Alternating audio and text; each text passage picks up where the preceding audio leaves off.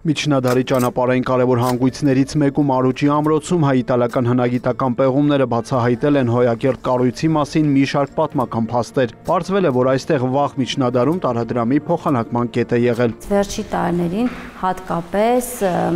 միջոցառումներ են կատարվում Բաղաբերդի ամրոցում Սյունիքում, իրականացվել է Տավուշ ամրոցի ուսումնասիրությունը,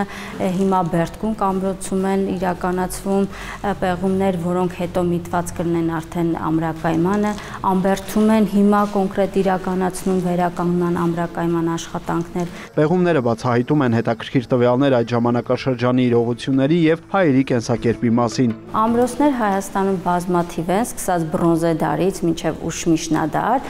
եւ դրանց ուսումնասիրությունը կարելի ասել հատկապես ակտիվացել է վերջի 3-4 տարիների ընթացքում եւ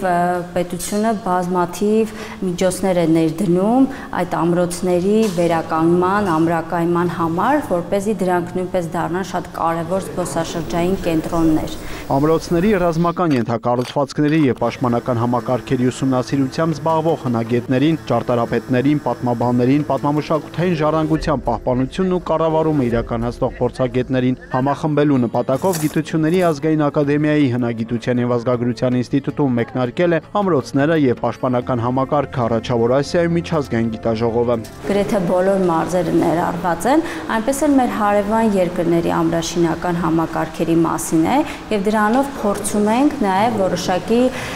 առանձնահատկություններ եւ նմանություններ գտնել հայաստանյան եւ մեր հարևան երկրների ամրաշինական համակարգերի հետ։ Գիտաժողովին մասնակցող Ռուսաստանի, Իտալիայի, Չինաստանի, Միացյալ Նահանգների եւ Իրանի ներկայացուցիչները հանդես են եկել շուրջ 3 տասնյակ զեկույցներով։ Ամրոցները հատկապես շեշտելով Հայաստանի տարբեր շրջանների իշխանների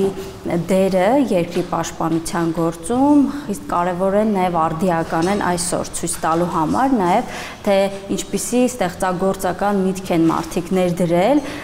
պաշտպանելու համար իրենց հայրենիքը։ Իտալացի հնագետ մեր հայրենակից Արա Զարյանի խոսքով Հայաստանն աշխարհի ամենահին երկրներից մեկն է, որտեղ բերդերն ու ամրոցները կանգ ունեն մինչև օրս։ Վերջին 10 տարիներում կարող եմ ասել, պեղումները, որ սկսեցին արվել ամրոցներում, կամաց-կամաց մարդիկ հիշեցին, որ ոչ միայն վանք ունենք, եկեղեցի ունենք, կամուրջ ունենք, քաղաքներ ունենք, Ուրարտական շրջանի ամրոցներն ավելի շատ են, բայց միջնադարյան շրջանում, այսինքն Սյունիքի, որ Սյունիքը հսկայական մի հատ հարստություն է ներկայացնում, միայն Սյունիքում Օրբելյանը 43 ամրոց է հիշատակում իր տեքստում։ Այսինքն մեծ քանակությամբ մենք հարստություն ունենք, որին դեռ չենք կապել։ Երրորդյա գիտաժողովը կազմակերպվել է հայագիտական ուսումնասիրությունները ֆինանսավորող համահայկական հիմնադրամի ֆինանսական աջակցությամբ։ Բրյուն Մկրտչյան, Հովհաննես Քյոսյան, լուրեր։